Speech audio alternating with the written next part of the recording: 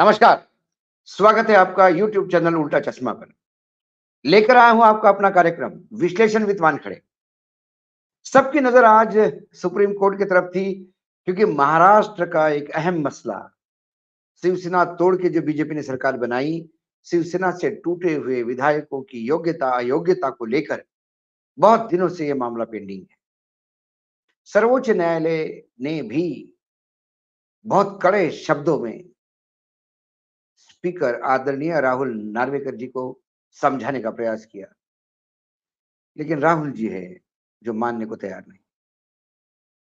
17 तारीख को आज, क्योंकि पिछली हियरिंग में तुषार मेहता जी जो सरकारी वकील है उन्होंने कहा कि सर 17 तारीख को आपने समय दिया था, तो मैं 17 तारीख को स्पीकर आपको एक टाइम टेबल देंगे। 17 तारीख को आज फिर स्पीकर की तरफ से कुछ खास रिस्पांस नहीं आया और सर्वोच्च न्यायालय ने कहा कि हम ये आपको आखिरी बार वार्निंग के साथ समय दे रहे हैं। 30 अक्टूबर को आपको एक हमें टाइम टेबल देना होगा कि आप इस मामले में क्या करने जा रहे हो और समय सीमा तय करनी होगी। आप इसे लंबा नहीं खींच सकते। तब तुषार मेहता ने नज़ाकत देखी, उनको लगा कि मामला गड़बड़ा जा सकता है, क्योंकि सर्वोच्च न्यायालय के मुख्य न्यायाधीश का बेंच है, जिसमें जेबी पारडीवाला और मनोज मिश्रा जी है साथ में। तो तुषार मेहता जी ने कहा कि साहब दशहरे की छुट्टियों में व्यक्तिगत रूप से जाके मैं स्पीकर जी से बात करूंगा और कुछ संकेत वो दे ऐसी व्यवस्था करूंगा। मामला क्या था? मामला जून महीने में, करीब करीब 1 साल होते आ रहा है इस बात को, एकनाथ शिंदे के नेतृत्व में कुछ सांसद मुंबई से भाग के सूरत गए, सूरत से गुवाहाटी, गुवाहाटी से गोवा और फिर वापस आ गए और उन्होंने बीजेपी के साथ मिलकर सरकार बनाई, जिसमें एकनाथ शिंदे मुख्यमंत्री बने। ये ऑपरेशन कमल था, महाराष्ट्र में हुआ। शिवसेना ने जो विधायक गए उनमें से सिर्फ 16 विधायकों को अयोग्यता का नोटिस दिया। महाराष्ट्र में तब स्पीकर नहीं थे, नाना पटोले की इस्तीफा हो चुका था। डिप्टी स्पीकर ही स्पीकर पद पे थे, वो एनसीपी के नेता थे। उनके पास स्पीकर ने, शिवसेना ने पत्र दिया कि इन 16 लोगों को डिस्क्वालीफाई किया जाए, क्योंकि ये दल बदल कानून के तहत इन्होंने उसका उल्लंघन किया। लेकिन जब स्पीकर ने नोटिस दिया इन 16 को, उसी के बीच स्पीकर के खिलाफ अविश्वास प्रस्ताव इन 16 में से एक ने अपने वकील के द्वारा मेल से किया।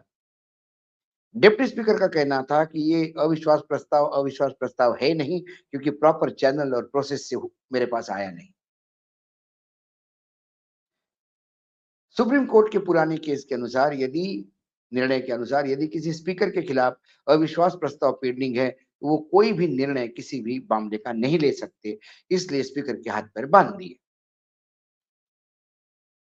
स्पीकर को नोटिस सही है या गलत, ये मामला सर्वोच्च न्यायालय तक आ गया।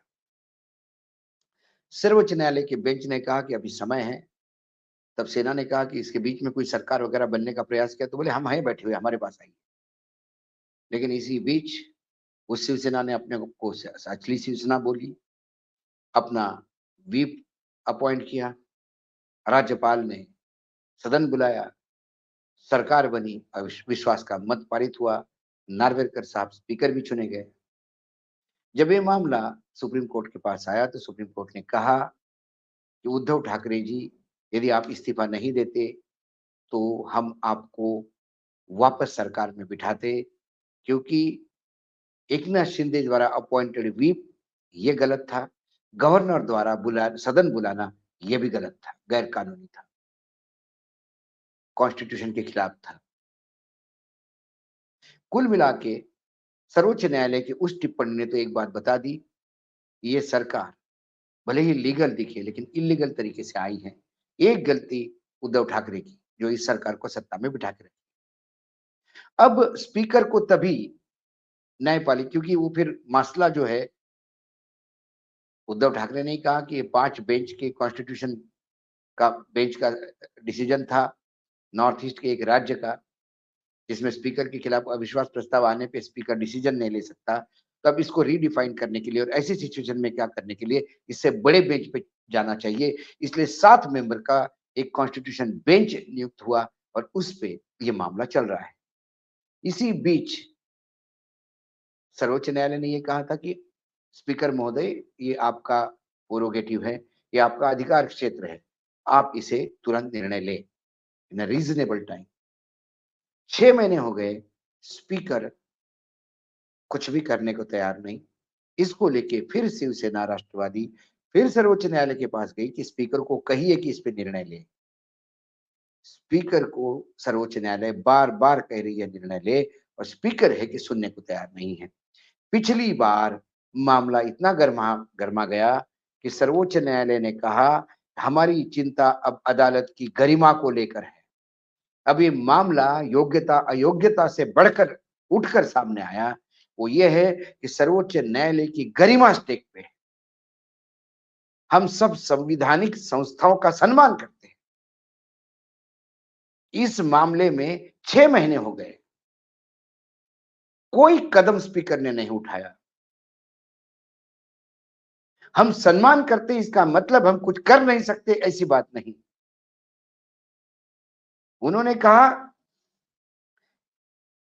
लगातार देरी से नाराजगी व्यक्त करते हुए उन्होंने कहा कि आप राहुल नार्वेकर जी को समझाइए कि देश के सर्वोच्च अदालत के आदेश का उल्लंघन वो नहीं कर सकते, मात्र कार्यवाही करने का दिखावा नहीं कर सकते, उन्हें कुछ कार्यवाही करनी होगी। उन्होंने आगे ये भी कहा, योग्यता अयोग्यता का फैसला यदि अगले चुनाव आने तक आप रुकते गए और फिर फैसला दिया तो फिर ये सारा प्रोसेस ही बेनामी है। फिर न्याय ही कहां है इसमें। इसके पहले हियरिंग में जब संवैधानिक संस्थाओं को कैसा सर्वोच्च न्यायालय बोल सकता है ऐसा मामला उठा, तो कपिल सिब्बल ने कहा कि स्पीकर के सामने जब ऐसे मामले आते हैं अयोग्यता योग्यता के, तब स्पीकर का पद एक ट्रिब्यूनल बन जाता है संवैधानिक प्रोसीजर के अनुसार। और यदि वो ट्रिब्यूनल बनता है तो फिर सर्वोच्च न्यायालय का पूरा अधिकार क्षेत्र है कि वो ट्रिब्यूनल के कार्य क्षेत्र में घुस सकता है। सर्वोच्च न्यायालय ने इसको एंडोर्स किया। उन्होंने कहा बिल्कुल सही, स्पीकर के अधिकार क्षेत्र अलग है, लेकिन स्पीकर जब निर्णय बात करने की बात करेंगे योग्यता अयोग्यता का, तो एक ट्रिब्यूनल बन जाता है और हम फिर एक्शन लेंगे, लेकिन हमें गरिमा बनाए रखनी चाहिए। पिछली बार स्पीकर जब बोले तो नार्वेकर साहब ने भी वक्तव्य दिया कि हम भी चाहते हैं कि सर्व एक दूसरे का सम्मान करें, हम भी सर्वोच्च न्यायालय का सम्मान करते हैं। कैसे करते हैं ये उन्होंने नहीं बताया। उन्होंने कहा कि मैं त्वरित निर्णय लूंगा, मैं वकीलों से लीगल ओपिनियन भी लूंगा, मैं किसी भी हालत में ये जो हमारी संवैधानिक संस्थाएं हैं उनकी गरिमा को ठेस भी नहीं पहुंचने दूंगा और न्यायालय की भी अवमानना नहीं होने दूंगा। 17 तारीख तक टाइम है, 17 तारीख को फिर वो मौन साध दें, 30 तारीख तक, क्योंकि अभी तो तुषार मेहता जी की भी लिमिट खत्म हो गई। उन्होंने कहा कि हम खुद छुट्टियों में जाके स्पीकर से बात करेंगे, लेकिन हम समझ गए इस बात को। और यदि स्पीकर ने यह फैसला नहीं लिया तो शायद कड़ा फैसला सर्वोच्च न्यायालय लेगा, जो शायद आने वाले समय के लिए नाजिर बनेगा। ये संवैधानिक संस्थाओं के हित की बात नहीं, क्योंकि स्पीकर है। यदि स्पीकर को हम मानते हैं कि वो न्यूट्रल रहते हैं, तो स्पीकर को फिर वैसा करना पड़ेगा, कम से कम दिखाना पड़ेगा वो कर रहे हैं। अब ये सीधा टकराव न्यायालय की इज्जत का, सर्वोच्च न्यायालय के और मोदी जी की इज्जत के बीच का है। सर्वोच्च न्यायालय अपनी गरिमा बनाए रखने के लिए अपने निर्णय को लागू करवाने का प्रयास करेगा और यदि स्पीकर ने सही डिसीजन लिया तो उन्हें उन 16 को डिस्क्वालीफाई करना पड़ेगा और यदि वो 16 डिस्क्वालीफाई होते हैं तो फिर सीधा नरेंद्र मोदी के चेहरे पे छींटे आएंगे, क्योंकि ये जो तोड़-फोड़ करके जो सरकार आपने बनाई, ये गैर कानूनी है, असंवैधानिक काम आपने किया और संविधान की आप शपथ लेते हैं। ये ब्रांड मोदी को डेंट होगा। इसलिए नार्वेकर जी को समझ में नहीं आ रहा है, क्योंकि वो स्वयं बड़े वकील हैं। उन्हें ये समझ में नहीं आ रहा है कि मैं इसको बचाऊँ, उसको बचाऊँ। रही महाराष्ट्र सरकार की बात, यदि ये 16 लोग भी डिस्क्वालीफाई हो गए, तो वर्तमान में अजित पवार और सब लोग आने के बाद सरकार के पास इतना बहुमत है कि सरकार गिरेगी नहीं। और मैं दर्शकों को बता दूं, यदि आप डिस्क्वालीफाई होते हैं तो आपकी सदस्यता जाती है, लेकिन आप क्रिमिनल ऑफेंस नहीं है जिसमें आप चुनाव नहीं लड़ सकते। ये सजा नहीं है।